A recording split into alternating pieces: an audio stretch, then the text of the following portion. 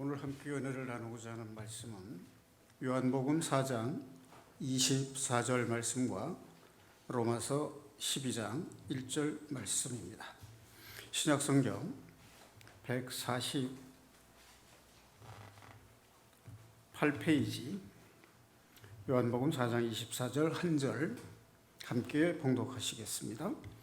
하나님은 영이시니 예배하는 자가 영과 진리로 예배할지니라. 아멘. 그 다음에 로마서 12장 1절 한 절 더 봉독하겠습니다. 그러므로 형제들아 내가 하나님의 모든 자비하심으로 너희를 권하노니 너희 몸을 하나님이 기뻐하시는 거룩한 산 제물로 드리라. 이는 너희가 드릴 영적 예배니라. 아멘.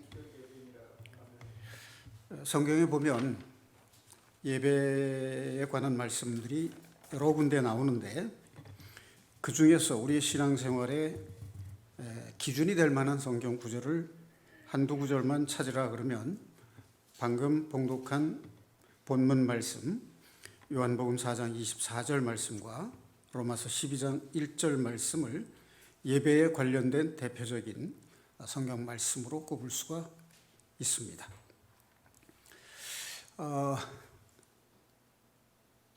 우리가 예배에 대해서 말을 할 때 보통 어떤 말을 쓰는가?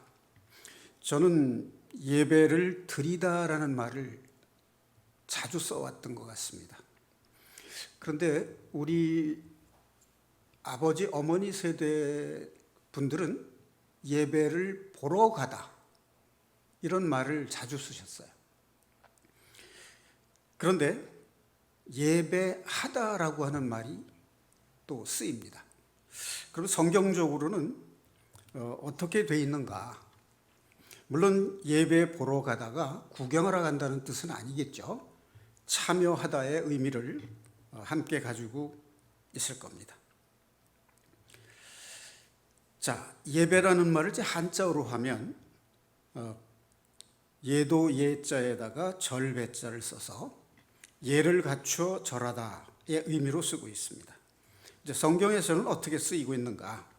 일반적으로 성경이 어떻게 쓰여 있다고 생각하게 되냐면 경배하다, 하나님께 엎드려 절하다 이런 의미로 많이들 생각을 하고 있습니다.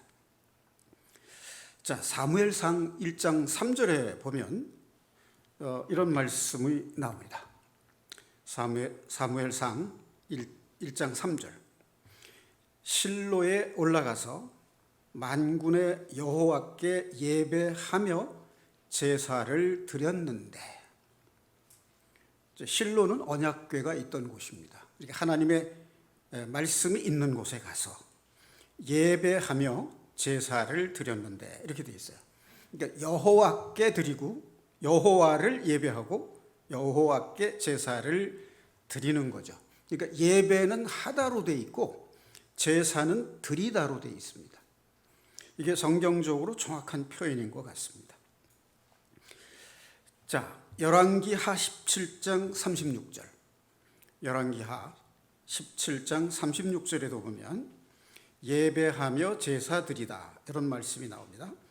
오직 큰 능력과 편팔로 너희를 애굽에서 인도하여 내신 여호와만 경외하며 그를 예배하며 그에게 제사를 드릴 것이며. 그래서 예배는 하다로 되어 있어요. 그러니까 예배를 명사나 목적으로 쓰지 않고 동사로 사용했습니다.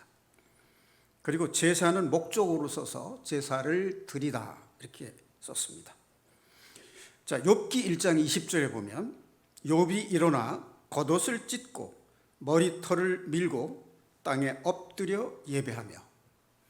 자, 이 앞에 열왕기하 17장 36절에도 보면 경외하다라는 말이 함께 나와요. 욥기에 보면 땅에 엎드려 예배한다. 그러니까 예배한다는 말에는 앞에 엎드려 경외하며 이런 말들이 앞에 붙어 있습니다. 자, 그러니까 예배하다의 주체는 하나님이고 무엇을 예배하느냐 하면 말씀이신 하나님을 예배하는 겁니다. 그 예배는 하나님께서 내리시는 거예요. 거기에 참여하는 겁니다. 그리고 제사는 그것에 대한 반응, 그러니까 하나님 아버지의 말씀에 순종함으로 내가 하나님께 감사의 예물을 드리는 것이에요. 그러니까 이 예배하며 제사하다를 합하면 어떤 뜻이 되느냐 하면 하나님이 말씀하고 하시고 우리는 성도는 그 말씀에 대해서 반응하는 것을 가리켜서 예배하다, 이렇게 요약을 할 수가 있습니다. 또 창세기 보면 아벨의 제사에서 나오는 말을 가지고 보면 창세기 4장 4절에 양의 첫 새끼와 그 기름으로 제물을 드렸습니다. 그래서 하나님이 연락을 하셨어요.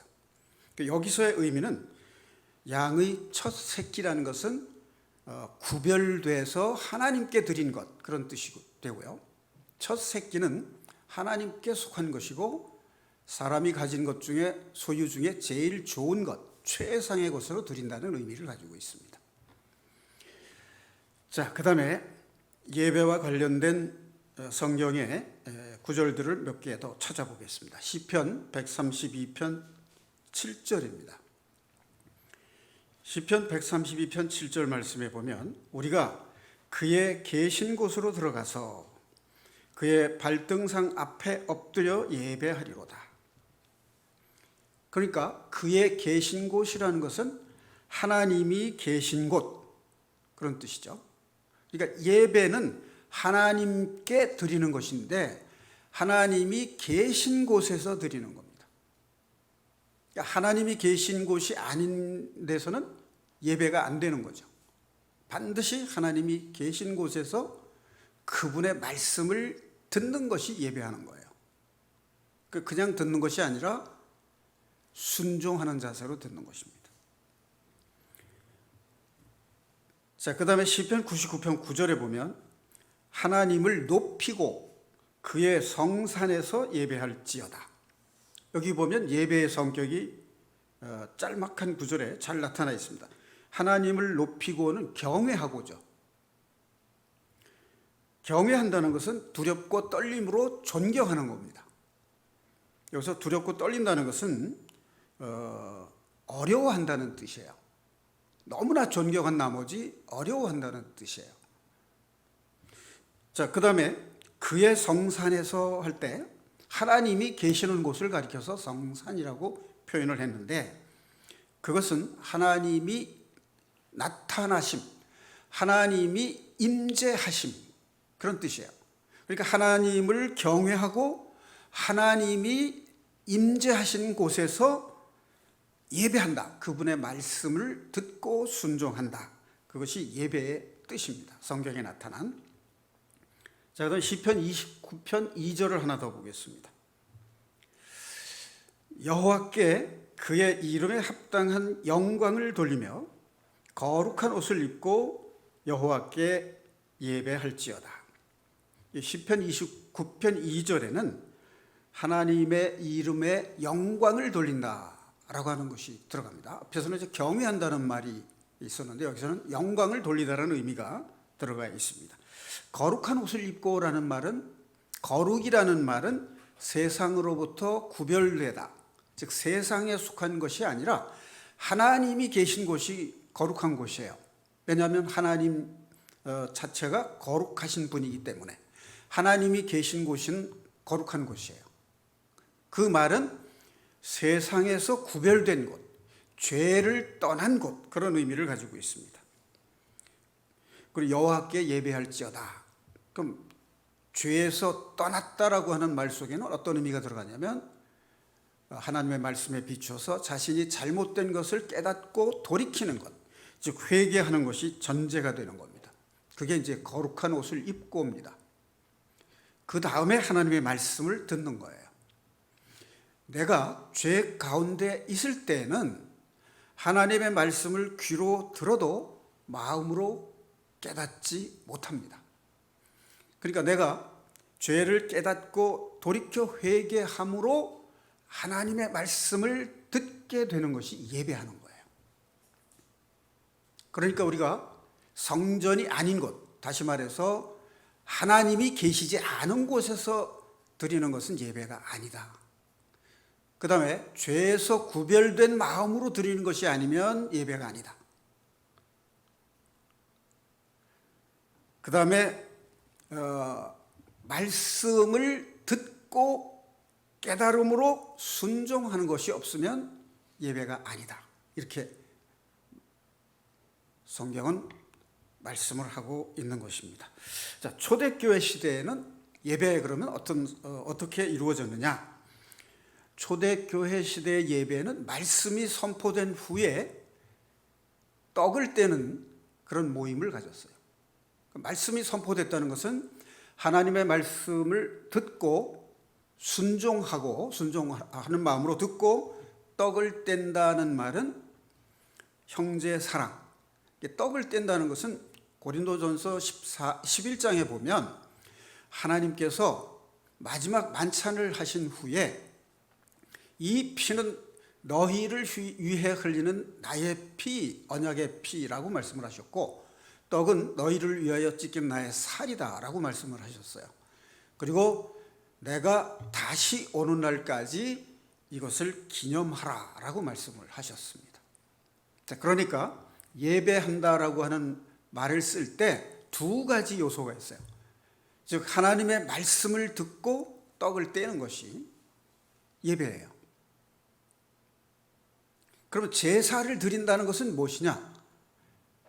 여러분 다 잘 아시다시피 하나님께서 시내 산에서 모세에게 주신 제사법, 거기 보면 이제 죄를 사하기 위해서 죄를 깨달은 사람이 제물을 가지고 와서 성전에서 그 희생 제물에 안수하고 제물을 잡아서 흘린 피를 가지고 제사장에 들어가서 지성소에 뿌림으로써 죄가 사해지는 그 의식이 바로 제사 의식입니다.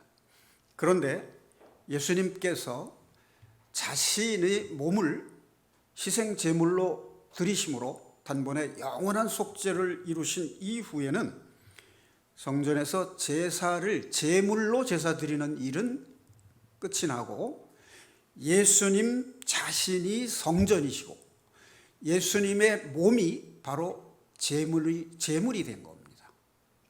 그래서 신약 시대에 와서는 제사의 개념이 약해지고 예배의 의미가 강하게 된 겁니다.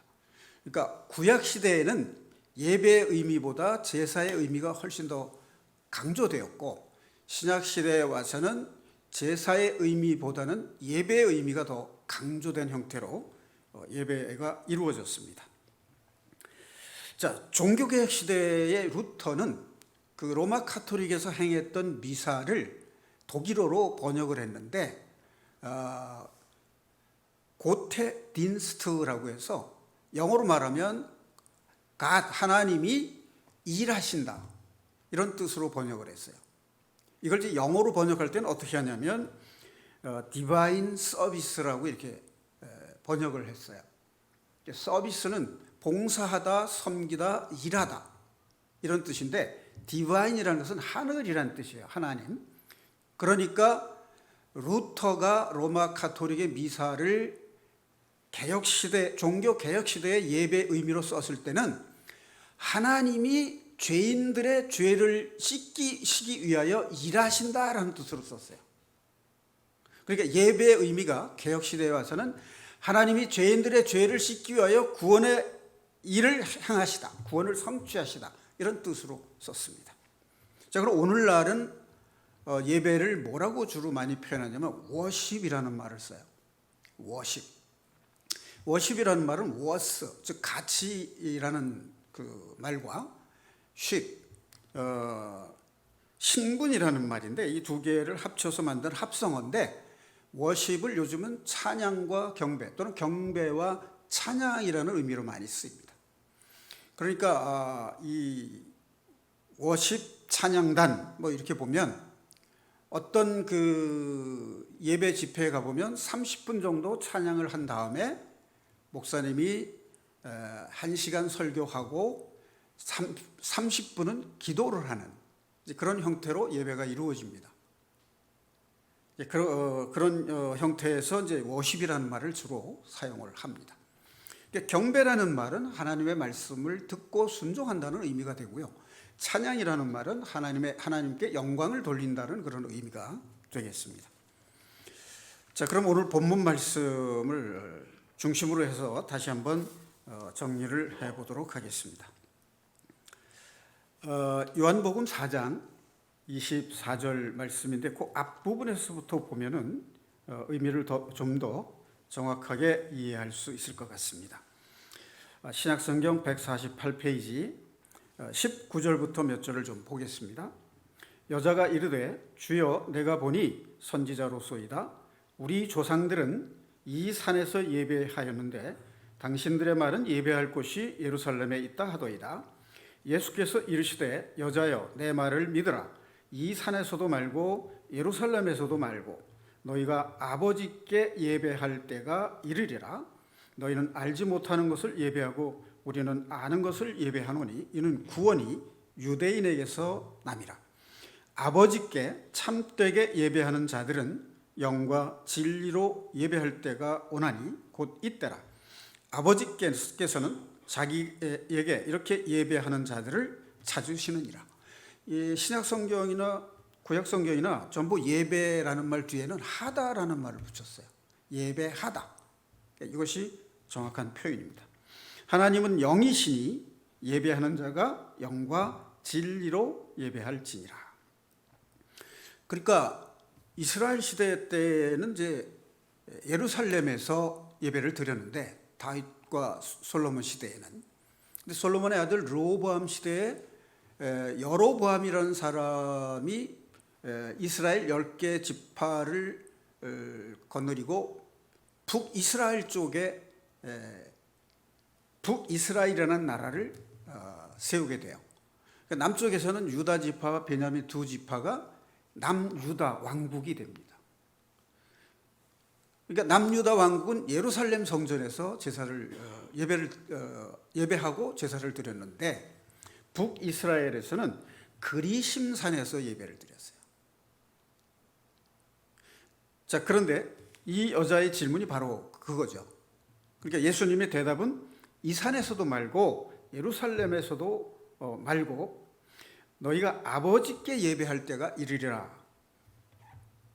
그리고 이제 23절 24절로 넘어가서 하나님은 영이시니 예배하는 자가 영과 진리로 예배할지니라 이렇게 되어 있습니다. 그러니까 하나님이 이제 앞에서 제가 말씀드린 것은 하나님이 계신 곳, 하나님이 임재하신 곳, 거기서 예배하는 것이고 예배하는 것은 하나님의 말씀을 듣고 순종하는 것이다. 거기에 위에서부터 내려오는 것이 뭐냐면 하나님의 말씀은 위에서 아래로 사람에게 내려주시는 것이고, 성찬도 예수님이 죄인들의 죄를 위해서 내려오셔서 희생 제물이 되셨기 때문에 말씀과 성찬은 하나님이 내리시는 거예요. 근데 사람들이 그 은혜에 반응하는 것이 뭐냐면 회개의 기도와 감사의 찬양은 하나님께 영광을 돌리는 거죠. 그 다음에 봉헌, 즉 헌금과 봉사가 있는 거죠. 이 5가지가 예배의 5요소예요. 말씀과 성찬, 그리고 기도와 찬양, 그 다음에 봉헌, 이 5가지가 예배의 5가지 요소라고 이렇게 말을 합니다. 그래서 어떤 교회에서든지 예배 드릴 때는 이 예배 의식에 이 5가지 순서가 들어갑니다. 자, 영이시기 때문에 육신의 예배를 받지 않으시는 분이에요. 그럼 영과 진리로 예배 드린다. 종전 번역은 신령과 진정으로 예배 드린다라고 이제 번역을 했었는데 그것이 정확한 번역이 아니기 때문에 요즘은 영과 진리로 예배할지니라 이렇게 번역을 합니다. 영과 하는 말은 하나님이 영이시니까 성령의 인도하심에 따라서 해야 된다는 거죠. 그러니까 성령 안에서 예배하는 겁니다. 그러니까 진리로 예배한다는 말은, 진리는 진리의 말씀, 즉 예수 그리스도께서 바로 말씀 그 자체이시잖아요. 요한복음 1장에 보면은 태초에 말씀이 계시니라. 그 말씀이 하나님과 함께 있었는데 그 말씀이 육신이 되어 오셨다라고 이제 되어 있죠. 자, 그러니까 성전의 개념이 구약 시대에는 건물이었는데 신약 시대에 와서는 먼저는 예수님의 몸이 성전이었어요. 이제 그것이 요한복음 2장 19절 20절에 보면 너희가 이 성전을 헐라 내가 사흘 만에 다시 일으키리라 이렇게 말씀을 하셨어요. 유대인들이 이제 네가 그걸 어떻게 일으키느냐라고 말하니까 그러나 예수께서는 성전된 자기 육체를 가리켜 말씀하신 것이라. 그러니까 예수님이 오신 후에는 예수님의 육체 안에 하나님의 말씀이 계시니까 하나님의 말씀이 계신 예수님의 몸이 성전인 거예요. 그럼 이제 신약 시대에는 교회 안에 성령이 함께 하시고 교회 안에 말씀이 선포되기 때문에 성전이 교회가 되는 겁니다. 교회는 여기서 물론 건물을 말하는 것이 아니고 구원받은 그리스도인들의 모임, 공동체를 말하는 겁니다. 구원받은 그리스도인들은 하나님의 말씀을 선포하게 되면 그 말씀을 깨닫고 순종하고 예배하는 사람들의 모임이기 때문에 두세 사람이 모인 곳에 성령께서 내가 너희와 함께 하신다고 말씀을 하셨어요. 예수님의 말씀이 함께 하는 곳, 구원받은 성도들의 모임, 거기가 바로 교회고 그것이 바로 신약적 의미의 성전인 것입니다. 그러니까 말씀이 없으면 성전이 아닌 거예요. 사람들이 모였는데 하나님의 말씀이 올바른 말씀이 선포되지 못하면 거기에는 성령이 말씀의 영이 함께하지 않기 때문에 성전이 될 수가 없는 거죠. 자, 성경적 지식을 조금 보태서 말씀드리면 성경에 보면 성막이라는 말이 있고 회막이라는 말이 있고 성전이라는 말이 있습니다. 성막은 광야에서 이동할 때 하나님이 임하실 처소를 하나님이 모세에게 가르쳐 주신 양식대로 만든 것입니다. 그러니까 천막 형태로 되어 있는데 광야에서 하나님이 임재하실 곳으로 설계된 천막집, 그게 이제 성막입니다. 그럼 회막은 뭐냐? 모세가 시내산에 올라가서 십계명 돌판을 받아가지고 내려왔는데 아론과 남아있던 사람들이 금송아지를 만들어 놓고 금송아지에게 절을 하는 우상숭배의 범죄를 저지르게 되죠. 그래서 이 성막이 진 밖으로 옮겨갑니다. 진 밖으로 옮겨간 성막을 회막이라고 해요. 회막은 모이는 집이다 그런 뜻이에요. 그럼 성전은 예루살렘 성전, 다윗이 준비하고 솔로몬이 완성한 성전. 그걸 이제 언약궤를 뒀고 언약궤에는 십계명 돌판이 2개가 이렇게 있고 아론의 쌍난 지팡이와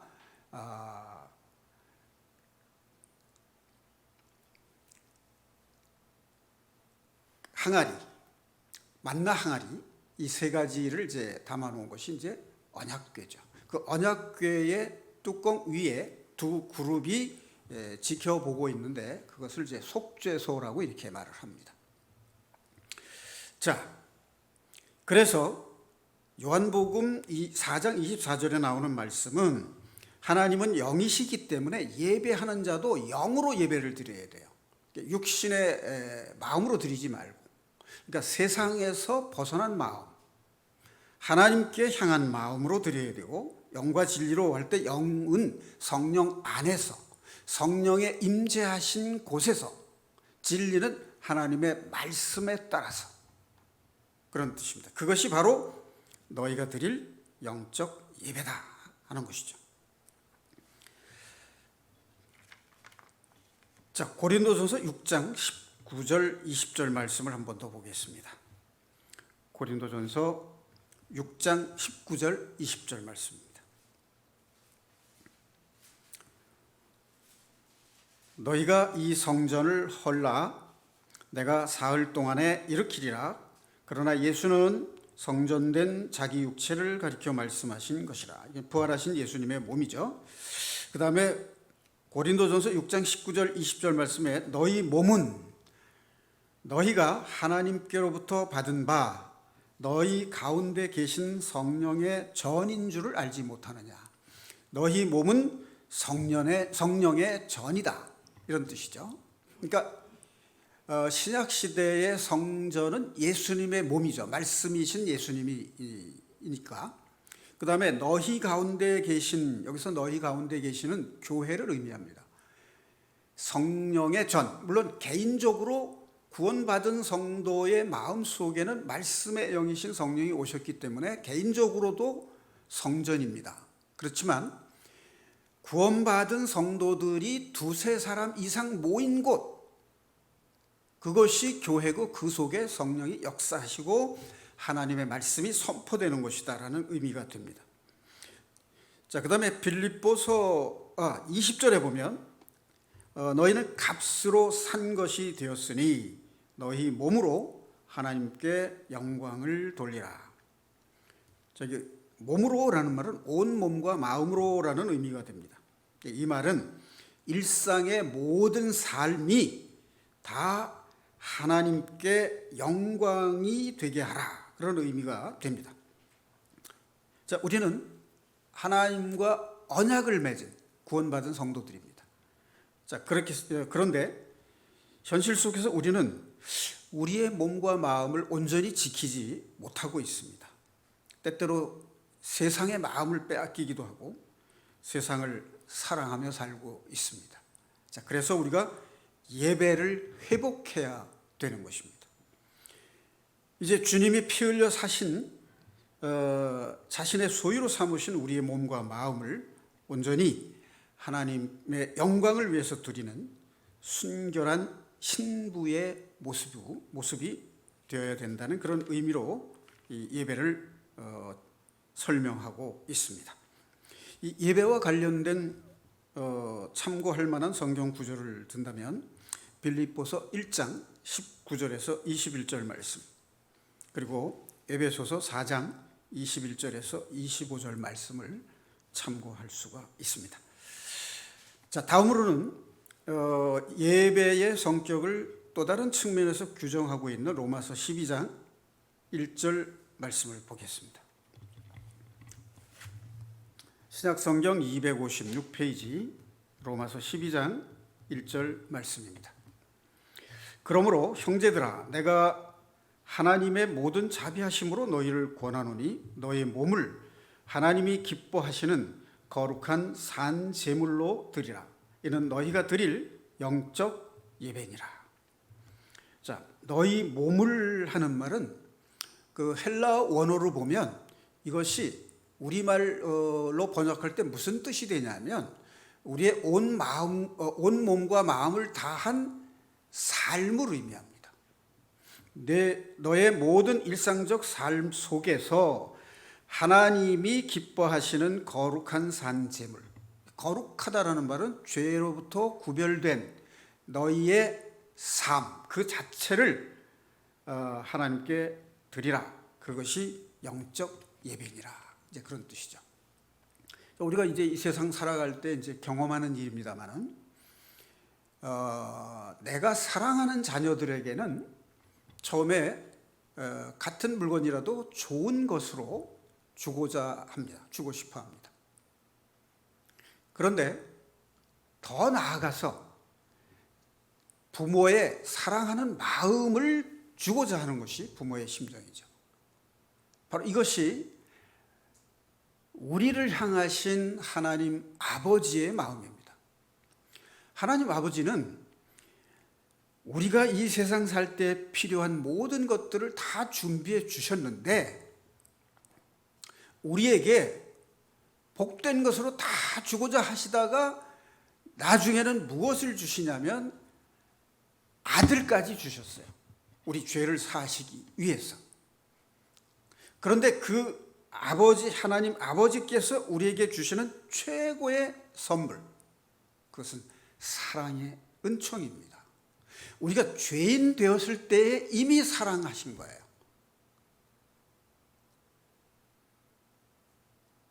그래서 그것이 바로 우리에게 주시는 최고의 선물이 되는 거죠. 우리는 거기에 반응하는 겁니다. 우리가 사랑하는 사람에게는 좋은 것으로 선물을 하고 싶어 해요.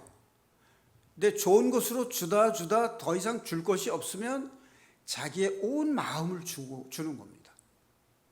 그게 바로 우리를 향하신 하나님의 사랑의 마음이시라, 이렇게 이해를 하면 좋을 것 같습니다. 자, 거룩한 산 제물은 죄에서 구별된 삶. 그러니까 예수님께서 산 제물이 되셨잖아요. 십자가에서 희생의 보혈의 피를 흘리심으로 우리 죄를 사하셔서 산 제물이 되셨어요. 그럼 우리도, 구원받은 우리도 우리의 삶을 통해서 하나님께 드리는 산 제물이 되어야 된다. 이제 그런 의미로 설명을 하고 있는 겁니다. 즉 예배한다는 말이 우리의 삶을 통해서 하나님께 죄에서 구별된 우리의 삶을 하나님께 드림으로 그분의 이름의 영광을 돌리는 그 삶 자체, 그것이 영적 예배다. 그런 말씀이 됩니다. 자, 그러니까 영적 예배는 일상의 내 삶과 동떨어진 어떤 특별하거나 신령한 것이 아니라 그냥 평범한 일상의 삶, 그 날마다 우리가 하는 일 속에서 우리가 하나님의 백성으로 살아가는 것을 말합니다. 내가 어떤 직장에 근무를 하든 공무원이든 회사원이든 또는 어떤 개인적 사업을 하든 간에 날마다 하는 그 일 속에서 이 세상에서 구별된 하나님의 백성답게 살아가는 것, 그것이 우리가 드리는 거룩한 산 제사예요. 그리고 그것이 하나님께 드리는 영적 예배입니다. 그러니까 우리가 주일날 마지못해 교회에 나와서 그냥 예배 시간 때우고 돌아가서 들은 말씀을 잊어버리고 그냥 일상적 삶으로 돌아간다면 그것은 진정한 예배라고 볼 수가 없는 것입니다. 자, 그래서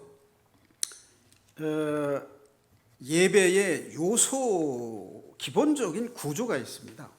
첫째는 모이는 공동체예요. 그러니까 우리가 인터넷으로, 유튜브로 예배를 드릴 수도 있습니다. 요즘 같은 경우에 이제 코로나19 때문에 사회적 거리두기라고 하는 그 감염 확산을 이제 방지하기 위해서 이제 우리가 비대면 예배를 이제 드리는데, 이것은 문제가 뭐냐면 말씀은 듣고 찬양과 기도를 할 수 있는데 모이는 예배를 못 드린다는 말은 형제 자매들 간에 말씀을 통한 교제가 없다는 것을 의미해요. 그러니까 마치 한 가정에서 아들이나 딸들이 각자 뿔뿔이 흩어져서 따로따로 살면서 서로 왕래하지 않는 거예요. 그런 삶하고 아버지, 어머니 앞에 형제 자매들이 자주 모여서 식사도 함께하고 부모님을 찾아뵙고 형제들이 화목하게 사는 모습, 바로 이것이 모이는 공동체, 모여서 예배드리는 예배입니다. 자, 두 번째는 말씀을 듣는 공동체예요. 예배 공동체는. 그것은 말씀을 들음으로써 우리의 삶이 잘못된 것을 돌이켜 회개할 수 있고 순종할 수 있기 때문입니다. 그 다음에 세 번째는 응답하는 공동체. 그러니까 하나님의 말씀을 듣고 순종함으로써 삶을 통해서 하나님의 백성답게 하나님께 영광 돌리는 삶을 삶으로써 응답을 하는, 반응을 하는 삶. 그것이 예배의 의미고, 네 번째는 예배를 통해서 우리가 사도 공동체가 되는 거예요. 그래서 가정으로 돌아가거나 직장으로 돌아가서 예수 그리스도의 증인이 되는 삶을 사는 것. 그게 예배의 삶이에요. 모이는 공동체, 교제하는 공동체입니다. 그 다음에 말씀 공동체, 이 말씀에 순종하는 삶을 말하는 것이고, 응답하는 공동체는 순종함으로 하나님의 백성답게 하나님께 영광을 돌리는 삶. 파송받는 공동체, 예배 후에 가정으로 돌아가서 또는 직장에 나아가서 예수 그리스도의 증인이 되는 삶. 그 네 가지가 예배의 기본 구조고요. 예배의 5요소는 아까 말씀드렸던 것처럼 말씀의 선포가 있어야 됩니다. 그러니까 이 말은 하나님이 임재하시는 곳, 구원받은 성도들이 말씀에 반응하는 곳, 성령 안에서 말씀이 선포되는 곳이 예배의 첫 번째 요소입니다. 그러니까 구약 시대에는 제사가 중심이었는데 신약 시대에는 말씀이 중심이다. 그리고 말씀이 선포된다는 것은 교제가 있어야 되기 때문에 모임 공동체, 즉 모여서 예배 드리는 것이 반드시 필요하다는 거예요. 교제가, 하나님과 교제가 있고 구원받은 성도들 간에 교제가 있어야 되기 때문입니다. 그 다음에 성찬이 있어야 됩니다. 이것은 우리 죄를 사하시기 위해서 제물이 되어주신 예수님을 재림하실 때까지 우리가 잊지 않고 기념하는 것입니다. 하나님의 은혜를 마음에 새기면서 기념하는 거예요. 그 다음에 회개의 기도가 있어야 되고 하나님의 말씀과 하나님의 이름을 찬양하는 찬양이 있어야 됩니다. 그 다음에 봉헌, 봉사와 헌금이 반드시 있어야 됩니다. 이것이 예배의 5가지 요소가 됩니다. 자, 그러면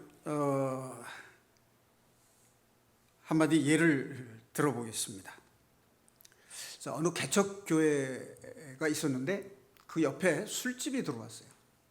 그러니까 술집이 먼저 있었다면 개척교회 장소를 거기로 하지 않았을 텐데 교회가 먼저 건물을 얻어서 이제 교회를 개척을 했어요. 그런데 가까운 곳에 술집이 생겼어요. 이게 밤마다 사람들이 이제 노래하고 떠들썩하게 하니까 교인들이 이제 모여서 기도를 했어요. 저 술집이 잘 안 되게 해주셔서 다른 곳으로 이사가게 해주세요라고 이제 기도를 했어요. 그런데 진짜로 이 술집이 손님이 줄어들면서 영업이 안 된 겁니다. 근데 그 술집 주인이, 술집 사장이 교회에서 술집 안 되게 해달라고 기도한다는 소문을 들은 거예요. 그래가지고 고소를 했습니다. 그러니까 이제 이 개척교회 목사님이 법정에 이제 불려갔어요. 이제 재판장이 이제 물으니까 어떻게 그런 일이 있을 수 있냐? 우리는 그런 거 믿지 못한다. 이렇게 이제 변명을 한 거예요. 그러니까 이제 그 재판장이 어떻게 이제 판결을 내렸냐면 술집 주인 믿음 좋음, 개척교회 목사 믿음 없음. 하나님께서 술집을 안 되게 하셨으니까 손해배상은 하나님께 가서 받으시오. 이제 이렇게 판결을 내렸다는 얘기가 있습니다. 자, 왜 예배에 대해서 설명하는데 이 기도의 예를 드느냐? 어떻게 연관을 시킬 것인가? 먼저 생각을 해보시기 바랍니다. 우리가 어떤 기적이 일어나기를 기대할 때 믿음이 큰 믿음이어야 된다고 생각하는 경향이 있어요. 그런데 성경에 보면 겨자씨 하나일 만한 믿음이 있어도 이 산을 옮기워 바다로 옮기우라 해도 그대로 될 것이라고 하는 말씀이 있어요.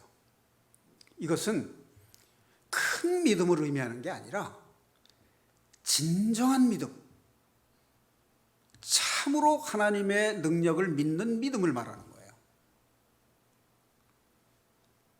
그러니까 아까 예를 든 그 예화에서 개척교회 목사님이 겨자씨 하나일 만한 믿음이 없다는 것을 풍자한 얘기예요. 그러니까 우리가 세상을 살아가면서 그리스도인으로서 세상 살아가면서 겪는 고난과 어려움이 있습니다. 그럴 때 우리가 기도를 합니다. 그런데 기도를 해놓고 이루어지지 않는다고 원망하는 경우가 있다는 거죠. 또 애초에 기도가 이루어지지 않을 것이라고 생각해서 기도를 하지 않는 경향이 있다는 거예요. 근데 요한복음 14장 14절이나 15장 7절에 보면 기도하고 구한 것은 받은 줄로 믿으라, 이런 말씀이 있어요. 이 말씀과 겨자씨 하나일 만한 믿음이 있으면 이 산을 옮겨 저리로 옮기라 하더라도 그대로 이루어질 것이다, 주님께서 이루시겠다고 하셨어요. 그것을 믿는 믿음은 큰 믿음이 아니라 진정한 믿음이라는 뜻이에요. 작지만 진정한 믿음. 그 진정한 믿음이라는 게 뭐냐면 영과 진리로 예배하는 거예요. 성령 안에서 믿는 겁니다. 그리고 하나님의 말씀을 있는 그대로 믿는 거예요.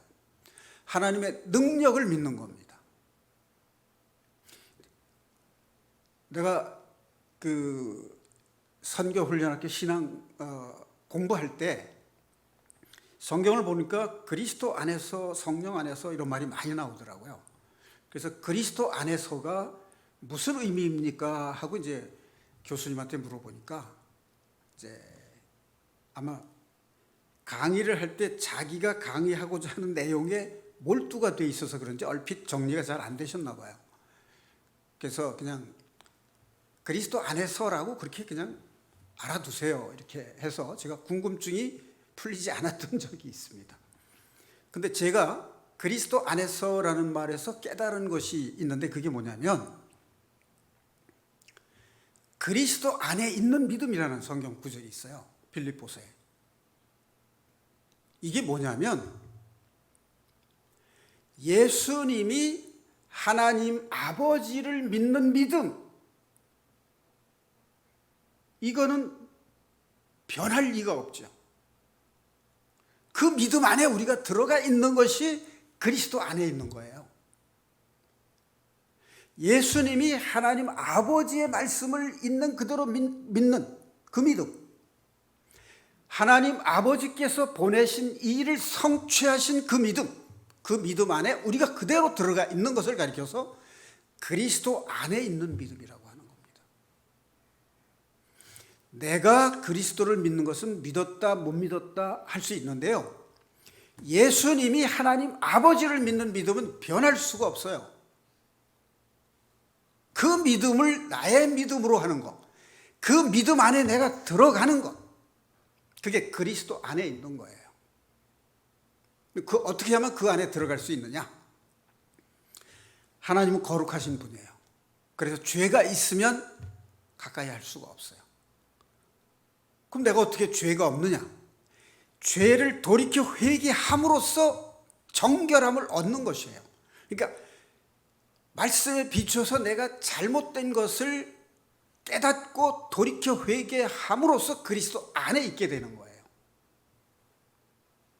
그때 하나님을 믿는 예수님의 그 믿음과 나의 믿음이 일치가 되는 겁니다. 하나가 되는 겁니다. 그때 하나님께 드린 기도, 그거는 성령 안에서 드리는 기도고 말씀으로 드리는 기도예요. 기도를 많은 사람들이 자기가 하고 싶은 말을 중언부언 아뢰는 거라고 생각합니다. 그런데 기도의 첫 번째는 하나님 아버지의 말씀을 듣는 것이 기도예요. 성경에 있는 하나님의 말씀을 묵상하는 게 기도라고요. 그게 기도의 첫 번째, 기본이고 근본이에요.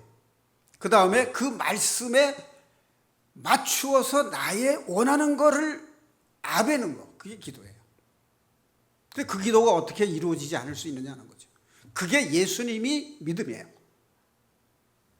그 믿음, 우리 마음속에 그 믿음을 겨자씨 하나만큼만 가지고 있는 진정한 믿음이 있다면 그것은 반드시 예수님께서 이루시는 기도고 그 기도의 자세가 바로 하나님께 예배하는 자세다 그 말이에요.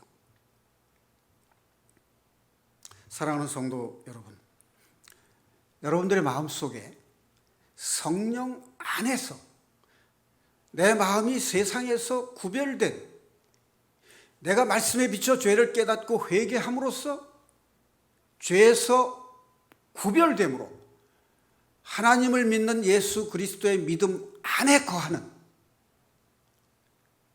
그 복을 누리시기를 우리 주 예수 그리스도 이름 받들어 감사하며 기도드리옵나이다. 자, 여러분들의 마음속에 항상 말씀이 하나님이 임재가 없으면 예배가 아니다.